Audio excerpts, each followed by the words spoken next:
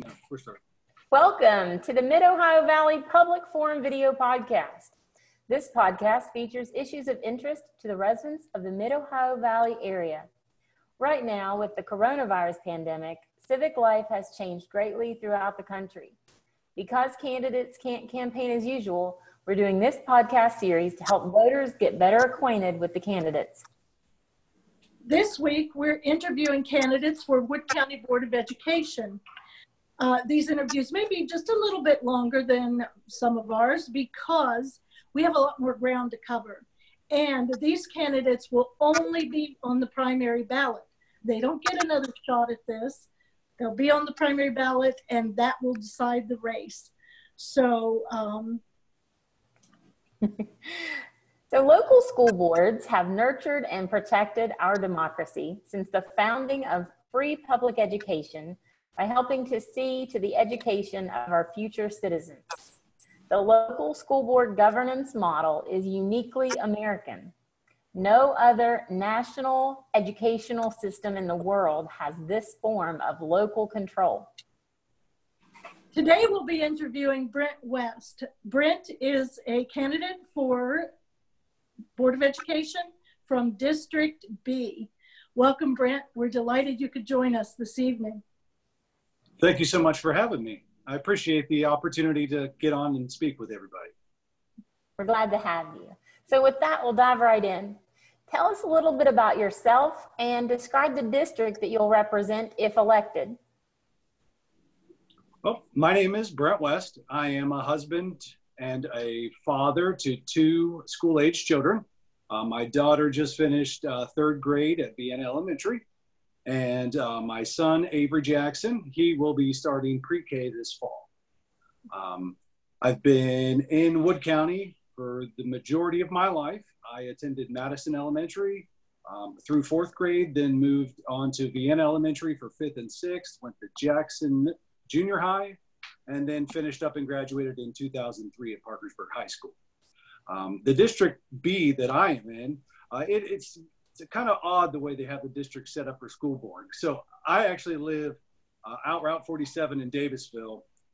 So that is District B, also with Williamstown and parts of Waverly. So it's kind of a very weirdly laid out district, but the key takeaway for the school board is it's an open primary, so anyone can vote for any district. We just can't have more than two people from the same district elected. So tell us what specific experience, education, knowledge, skills, perspective that you could bring to the Board of Education that might be of real tangible benefit. I have a BA in psychology. I'm currently in graduate school working on my master's in healthcare administration. I have been a manager in the business industry for over 12 years now. I've ran businesses such as restaurants. I'm currently working in management at Highmark Blue Cross Blue Shield. I've owned my own business, doing title and deed work for the oil and gas industry. So I'm very familiar with all sorts of different businesses. Budgetary purposes is probably one of my strong suits. As in restaurant management, as general managers of stores, it was solely on me to handle the budget. I had to create budgets. Plus, I had to efficiently manage the budgets, obviously control costs if and when sales projections weren't being met. So I've had a lot of experience with that. One of the things I was really known for with one of the companies I spent over 8 years with is I would go into the stores that they were having issues with and kind of fix them, turn them around, and kind of move on to the next thing. So that's something I really enjoy doing. I really know that our budgetary issues in the county as a whole, especially the Board of Education, are going to see some issues. So I think a lot of that experience is really going to help lead me to being able to really be a good board member. I've also spent a lot of time working with adults with developmental disabilities. I worked for about 4 years with a nonprofit in their business office doing accounts payable, accounts receivable.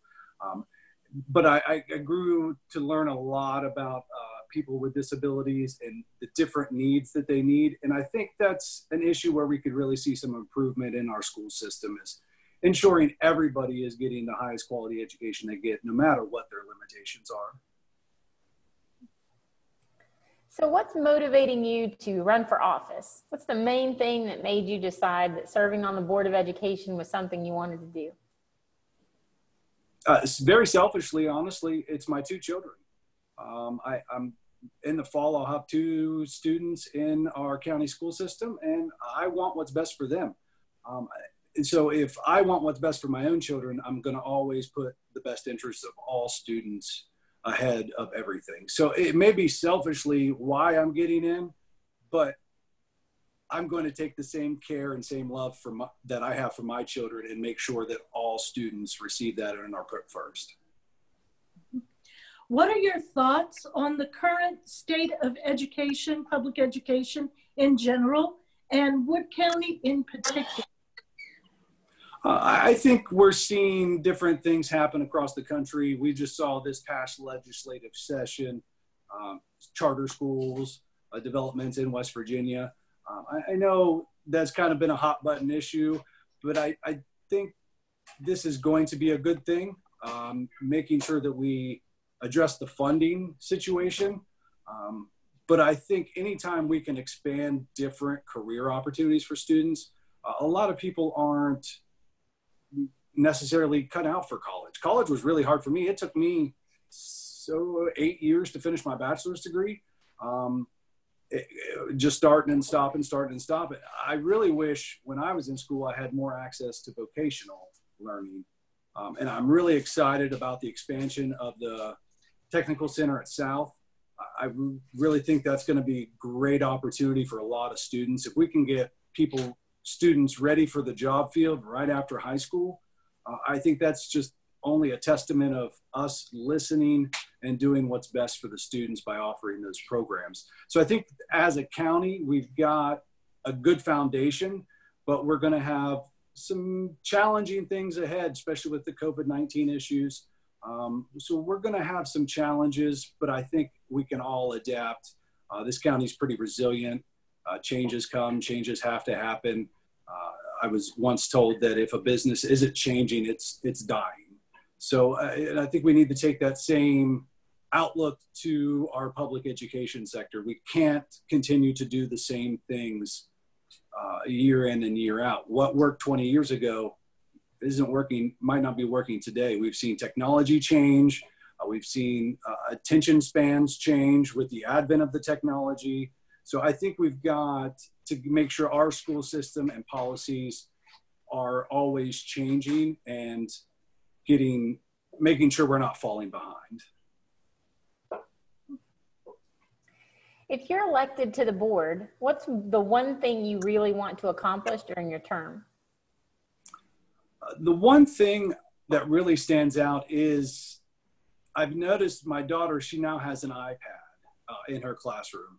I've been seeing more and more studies that if the more children are subjected to screens in their early development years up through age 9, it's having an impact on their attention span. So, excuse me, I would like to look into that further and make sure we're not using technology as a placeholder for the students and just kind of giving them something to do.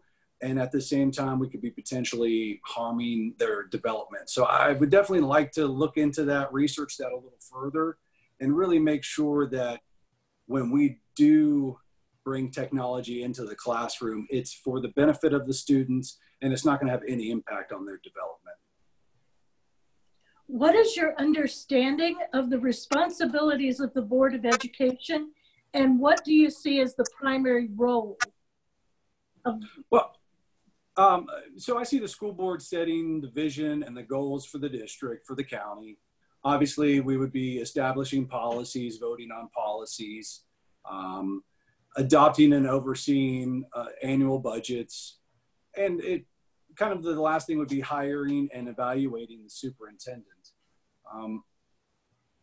I think as a board member, we're more of an administrative overseer versus impacting the day-to-day operations. We're kind of that taxpayer elected monitor of the system as a whole. So what's your understanding of the relationship of the Board of Education to the Wood County Superintendent of Schools, and how do the roles differ? As far as I understand, we have a new superintendent who's not been in the position very long. As everything I've read and seen, there's no contention that I'm aware of with the superintendent. So there seems to be a good rapport with the board, and obviously that's something we need to continue to foster and ensure that it continues through however long this gentleman plans to stay. And hopefully they plan to stay a long time, because this is a great county to live and work in. I see the superintendent more as the kind of day-to-day overseer of the task of the school system, to where then we kind of oversee the superintendent. So it's kind of checks and balances. Every branch of government has those checks and balances. The school board is an elected body. They are the check and balance for the superintendent and the school system. The Wood County School Board will have met 31 times by the end of this school year. How often have you attended the Board of Education meetings? I can't say that I'm a regular attender. I do follow and keep up. I do make sure I'm reading all the minutes from the meetings, the newspaper articles, things like that. I try to go when it's a hot button issue, and if I have anything specifically that I want to say or express. Other than that, I spend as much time with my children as possible, doing activities and things with them. So I stay informed, but I'm not always necessarily physically involved. So Wood County schools have been facing a severe budgetary crisis. What's your understanding of the problem, and what do you think needs to be done to address it? Well, the budgetary crisis is being caused by people leaving. There was an article recently in the News and Sentinel that stated we've lost roughly 900 students in 2015. Those 900 students, each student, the state typically awards roughly $7,000 per student. So losing 900 students equates to $6.3 million in budgetary losses that the county school system is facing. So with the state as a whole losing people, the county's obviously losing people. So that's going to create budgetary concerns. There's going to be a 3.5% reduction currently proposed in the 2021 fiscal year budget. And that's just because revenue is going to be down. They're projecting another 168 lost students between the end of this school year and the start of next year.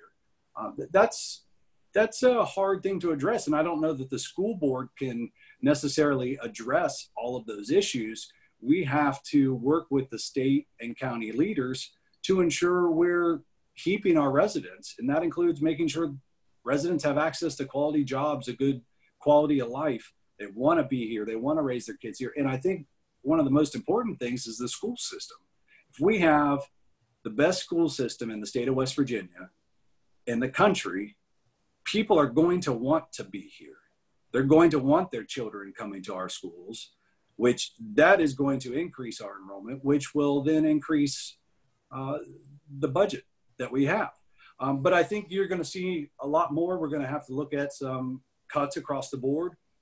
That could even potentially be more school consolidation. I know that's a hot button issue that a lot of people get fired up about, but it's the reality of the situation.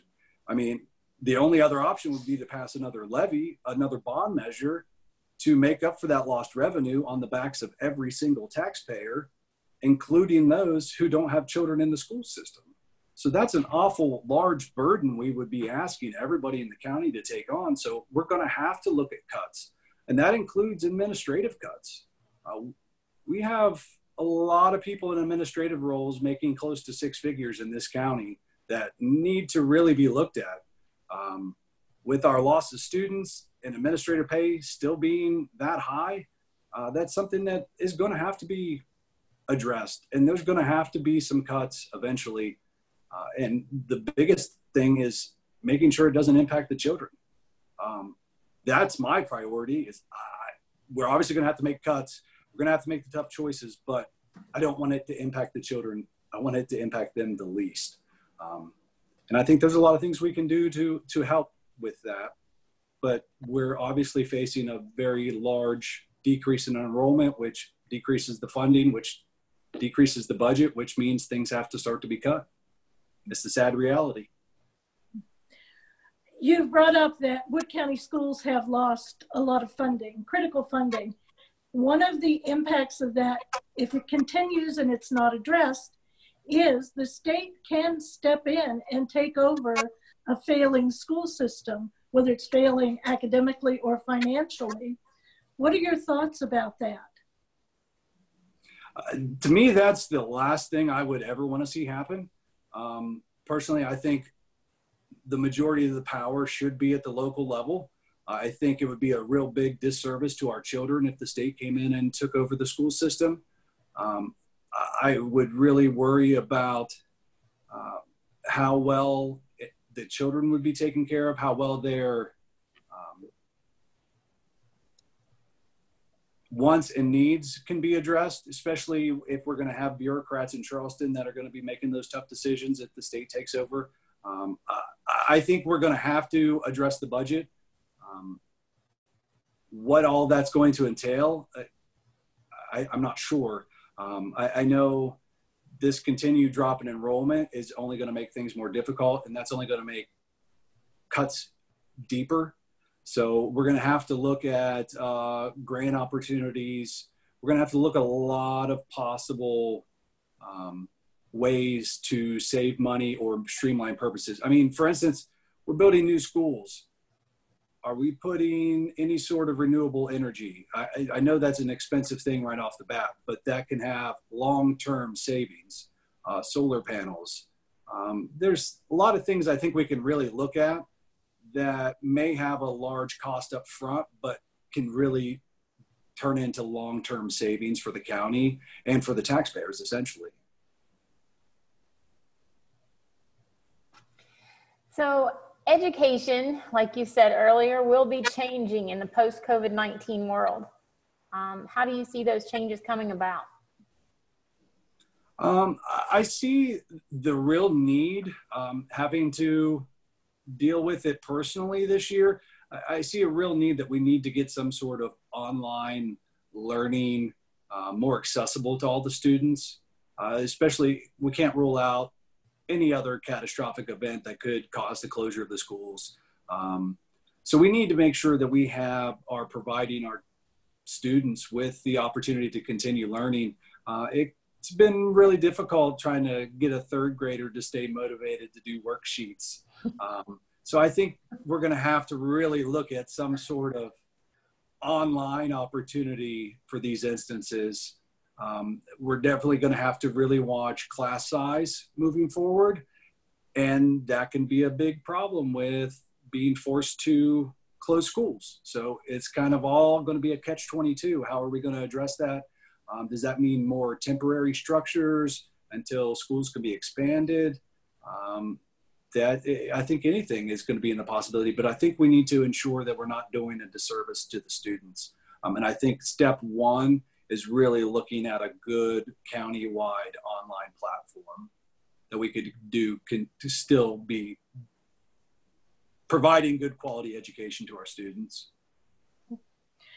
Well, children must be educated and protected at the same time. So I've got three things I want to specifically ask you about. First, how do you feel about implementing professional education on remote platform learning tools for the teachers? I think that's going to be a unique challenge. I mean, colleges and universities do it all the time. So I think it's going out and learning what other people are doing. We don't need to reinvent the wheel. It's going down to WVUP and talking to their faculty and administrators and learning from them.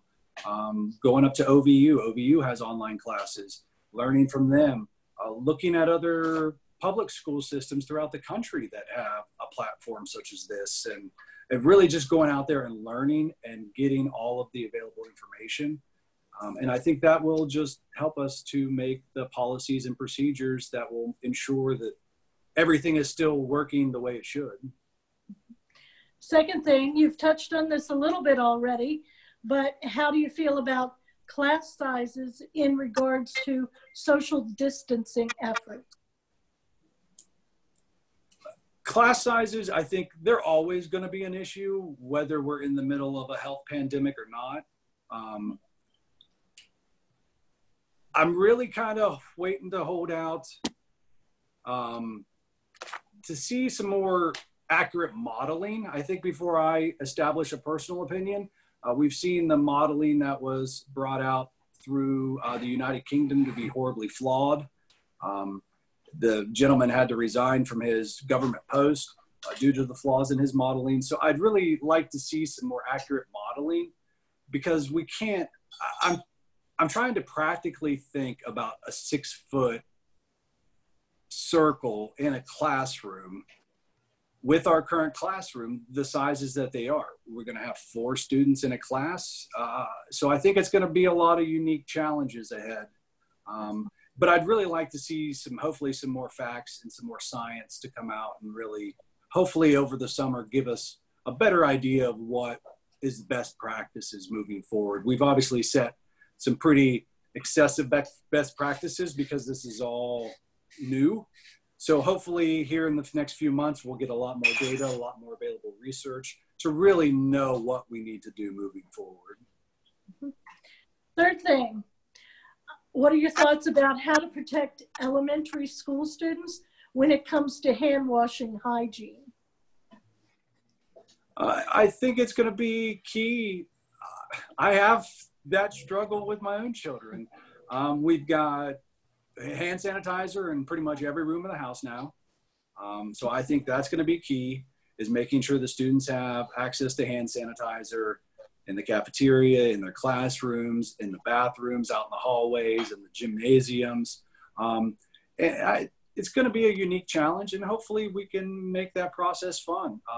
I always enjoyed, when I was in elementary school, getting the Petri dishes, and they would have someone take a cotton swab under their unwashed hands and let it grow in a Petri dish, then do it someone who used hand sanitizer, and then someone who washed their hands. So I think if we can make it exciting and fun, that will really help the younger kids to really see the importance of it, because good hygiene is important always, not just in the middle of a health crisis. Good hygiene is always important. And I think we can make it fun, and we can really set that precedent early, because repetition is everything. If we kind of set that expectation in pre-K that, hey, we wash our hands regularly.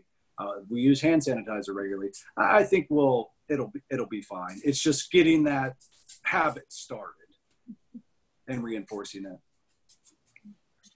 So Wood County has both teacher vacancies and a lack of substitutes. What do you think the Board of Education can or should do to retain and recruit teachers? To start off with the substitutes, I'd really like to see the board working with the state and adjusting the requirements for substitute teachers. I mean, honestly, if you have a graduate degree, why can't you teach classes? Why does it have to be in a specific field if you have an advanced college degree? We've seen Ohio shift to that in the last couple of years, to where if you have a master's degree, you can be a substitute teacher. You don't have to have a specialized education background. So I think that's something we need to work with the state on, because I'm sure it's not just Wood County suffering these problems. So I'm sure it's a statewide issue that hopefully all the boards can come together and really start to address.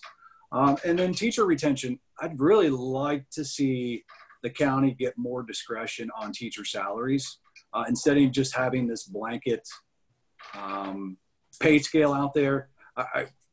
Because you're going to have to pay good teachers to get them to stay. I mean, they have families of themselves, they have bills to pay. They have college to pay for. I'd really like to see some more flexibility in that aspect. And I think we can come up with some creative ways to try to retain teachers. But I think that also is going to be, the school board is going to have a good relationship with the city and county leaders. We have to have a good quality of life to keep people here. They have to have access to shopping, restaurants, outdoor activities, different things. I mean, we could have the best school system in the world and pay the best, but if it was a concrete jungle and no one could do anything, everybody lived in a 2-bedroom apartment, who's going to want to be there? So I think we're going to have to work with county, city, local leaders just to make sure that we're continuing to offer high quality, good, low cost of living. That's going to really help retain teachers, and I think rewarding them. I question some of the tenure models that we utilize. I think teachers should always be rewarded, and they should have those opportunities to advance. It shouldn't always necessarily belong to people who have been here for a specific period of time. We should be promoting great educators and not have to worry about a flawed tenure model. So I think those are all things we can look at and try to address to ensure that our teachers are happy and they're willing. And there's obviously things at the state level that we have no control over. We can't control PEIA at the county level. So we're going to have to really work on the things we can control to try to keep our teachers happy and keep them here. In the past several decades, threats to schools in terms of safety have really increased. When I was a child, we had fire drills, but that was it. Now, children in school have fire drills, active shooter drills, and then in addition to all the physical threats, you have cyber threats. What are your thoughts about what the school board could and should do to increase safety in the schools? Well, I think what the school board's currently doing is working pretty well. I mean, obviously the policies and procedures they've implemented have kept anything bad from happening so far. So I agree with what the board is doing. I like the buzzers at the school. The times I've had to pick up my daughter for doctor's appointments or drop her off late because the doctor's appointments are different things. We have to be buzzed in, go straight to the office. So I think a lot of the things we're doing are really good. I do question some of the schools where there's no oversight from the buzzer to the office. So maybe that's something we need to look at. Just making sure there's some sort of camera or a new procedure in place where someone has to come out of the office and let them in. I think there's always things we can do to continue to improve. And then we just recently had the cyber threat in the county. And I think that's always going to be an issue, but that's why we can't put off necessary technology upgrades. We have to always continue to prioritize things, and we have to ensure that the children's information is secure, every other thing is secure in the system. And I think one of the big things is ensuring that we're not delaying those upgrades just because it's easy to pass that buck to the next year. Sometimes big projects are going to take years of planning. So if we're not starting the planning process now, if our technology needs $10 million to upgrade, well, if we're not planning for it, what are we going to do? Pass it on to the residents in a bond measure because we were irresponsible and didn't plan for upgrades?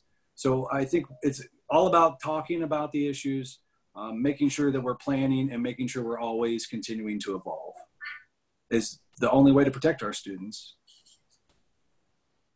What are your thoughts on special education in our schools, either for advanced students or those who need a little bit more help? I think I've always struggled with that. I feel like our special education across the country could use a night and day makeover. But the reality of it all is very difficult and very expensive. I've never enjoyed the just put them all in one room. We've got the special education room where everybody could have a wide ranging different degree of developmental physical handicaps. So I think it's very hard to just put them all in the same class. I think maybe we need to look at having different types of special education classes in different schools for our students. Just because they live outside of a district doesn't mean there's not a better classroom that can fit their needs. And then we need to make sure all the schools have the necessary equipment, making sure that they have all the lifts. I've had to, when I was working for the nonprofit with adults with developmental disabilities, there were times I would come down out of the office to help toilet people just because we couldn't get a lift in the restroom. So we need to make sure our schools have the correct build outs for those students. We need to get away from the one size fits all, because it doesn't, especially with students with disabilities. And I think we need to work on the stigma of disabilities. We need to make sure that no matter what their handicap or disability is, they're still getting integrated with the rest of the students. They're not an outcast. They need to develop relationships with the other students. And to me, that's very important. That's a very important thing to experience. And you should experience at a young age when you don't have any of those preconceived notions or stereotypes. It's just one of God's special people. And I think that's the best way to address it. And I really do think we need to look at putting in different programs at different schools to spread that load out and to make sure we're meeting each individual need. So this question is a two-part question. What do you think you will enjoy the least if you're elected to serve on the school board? And what will you enjoy the most, do you think? I think what I'm going to enjoy the least is going to be when it comes time to looking at the big budget cut issues. Like I said, there's going to have to be tough decisions made. There's no way around it. Unless West Virginia doubles its population overnight, there's going to be no way around hard cuts that have to come down. But I'm hoping that my perspective as a parent will help. I'm sure that you're not going to be able to please everybody, but I think if we can truly show the residents, the parents, that we are truly care about their children, and we're doing what is the unfortunate reality. What I cannot wait for is just to get our schools back to their excellence that they were when I was at school. It was such a big deal all the time when the schools would win the excellence awards, scholastic achievement awards. And I really want to bring that pride back. And I think we can make that happen. And I think we can do good things together. Well, with that, we'll move into the hot seat. These are issues in education today that get a lot of interest from the public. They're hot button issues, and they've been known to divide school boards and communities. Some of the issues are especially controversial, and some have come up in Wood County. So, Brent, we'd like to get your brief take on those issues. We want to use a rapid fire format where you say whether you support, don't support, or support with some conditions or qualifications. So we'd like 1 or 2 word answers, or maybe a sentence, and keep it brief. Okay. Here we go. Random drug testing of students. I do not support. We're not their parents. Random drug testing of teachers and school personnel. I do not support. I believe it's an intrusion on their privacy.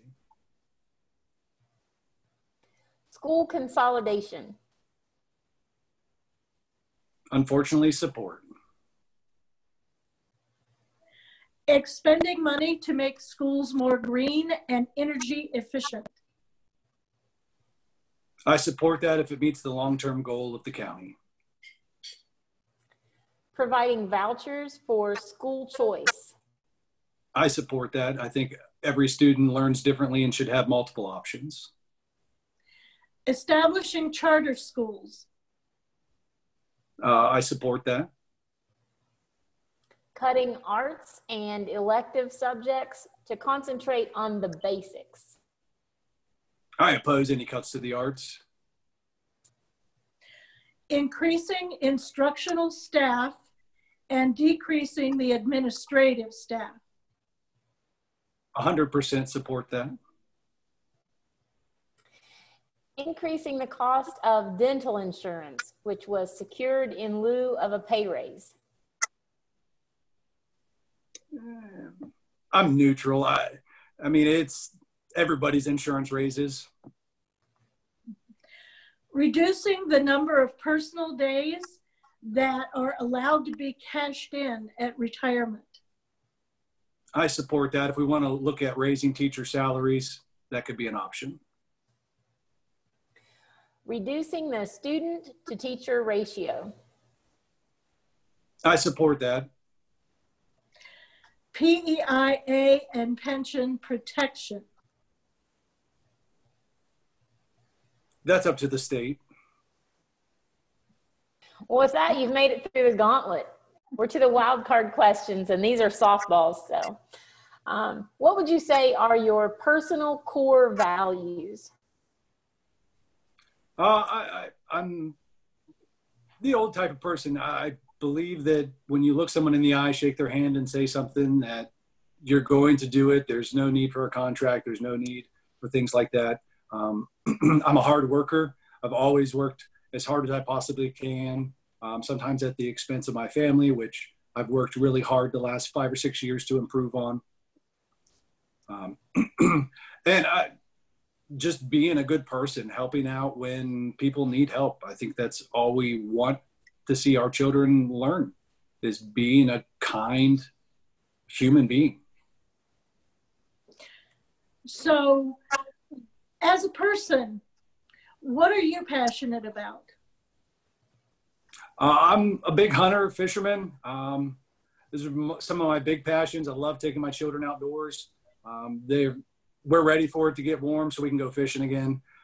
We miss it. I'm taking my daughter on the last day of turkey season, Saturday. I love to be outside. We have the best state in the country to be outside and enjoy it. Those are some of my most favorite passions. And I just love being with my family, whether it's movie night, fishing, going bowling, going for a bike ride, whatever I can do to show my children I love them and support them. Well, that sounds like the next question's answered as well. So it was, what do you like to do in your off time? I love that. My wife and I, we love documentaries. So we like to find documentaries to watch when the children go to bed. I love to be outside. We have the best state, I think, on the East Coast for anything outdoor recreation wise.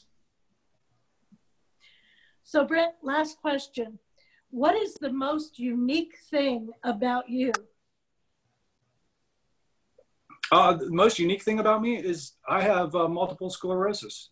It makes me unique. I have my own unique challenges with it. And honestly, I can't say that I'm sad that I have it. It's taught me a lot. It's taught my family a lot. And it's one of those unique blessings. Having a disability come on at any time, but it's a unique blessing. I think it gives me a lot of perspective, and I really think that can help make me an asset for the school board. Well, with that, we've come to the end. We'd like to give you a few minutes to tell us and the voters anything that you think we've missed, that we need to know about you, including how to get more information on your campaign, how to get in touch with you, donate, get involved, etc. Well, I think I just want to make sure all the voters know is I promise to make sure I put your children's needs first. That's always going to be first and foremost, because any decision I make impacts my own children. So I have skin in the game. This is something I want to ensure that every student gets the best quality education they can possibly receive. You can find me on Facebook. It's Brent West for Board of Education. When I email me, ask me any additional questions, feel free. It's brent.west1984@gmail.com, or give me a call if you want to talk through any issues. If you want to see where I stand on anything, if you want me to expound on anything, especially the hot topic issues. I know maybe my answers are a little different than others because first and foremost, I believe in personal liberty. You can contact me on my cell phone, 304-482-5604. You can text, you can call. If I don't answer, leave me a voicemail. I'm probably outside smoking some weed or doing something with the kids.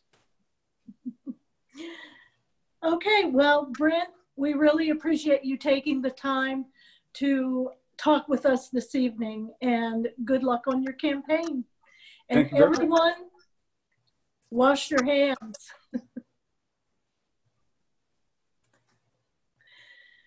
So for anyone that's been watching this podcast, if you're a candidate for local office and you're going to be on the primary ballot and you'd like to be interviewed, please get in touch with us. The Facebook page is the MOV Public Forum, and we have a Twitter account. It's at MOV Public Forum. We have a website that will be coming online soon, and you can also view our previous broadcasts on YouTube. The MOV Public Forum, again, is how to get in touch with us. Our Gmail, if you'd like to email us, is movpublicforum@gmail.com. So thank you all very much. Bye.